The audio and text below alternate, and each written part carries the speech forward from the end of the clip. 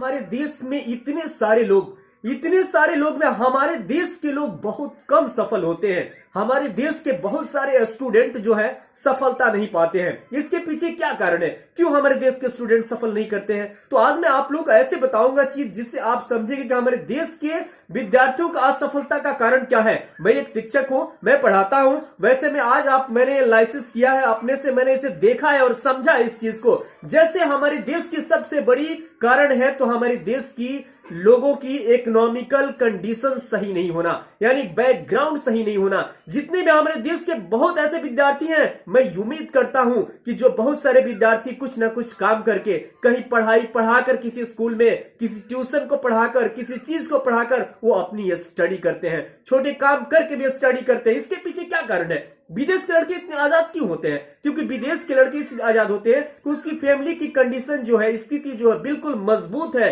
वहां की परिवार की स्थिति बहुत मजबूत है, इसलिए वहां का विद्यार्थी 100% जो है सफलता के रास्ते पर जाते हैं और सफल होकर दिखलाते हैं, बहुत सारी चीजों की खोज करके दिखलाते हैं। लेकिन हमारे भारत में टैलेंट की कमी नहीं है, हमारे देश में टैलेंट की कमी नहीं है, परंतु कमी है तो हमारे देश में हमारी लोगों की इकोनॉमिकल कंडीशन सही नहीं होना, यानी पेरेंट्स का इकोनॉमिकल कंडीशन सही नहीं होना, माता पिता का कंडीशन सही नहीं होना। इस कंडीशन के पीछे क्या रीजन है? क्या रीजन है कि हमारे देश के जो है ऐसे कंडीशन सही नहीं है? यह हमारे देश के राजनेता जो अपने देश के बारे में सोचते नहीं है, अपने देश की स्थिति को संभालना नहीं चाहते हैं। हम भी बिहार से हैं, लेकिन मैं कहता हूं इसी बिहारी को दूसरे राज्य में गाली के रूप में देखा जाता है। क्यों? उसे हीन दृष्टि से देखा जाता है। क्यों? क्योंकि ये दूसरे राज्य में जाकर दूसरे राज्य की विकास करता ही नहीं, बल्कि ये खाड़ी देश में जाके भी, दुबई जैसे देशों को जो है ये जाकर वहां सफलता देता है, वहां के लोगों को, वहां की बिल्डिंग चमकाता है, वहां की हर कार्य को चमकाता है। लेकिन फिर भी इसे दूसरी दृष्टि से क्यों देखा जाता है? मैं कहता हूं दिल्ली में ही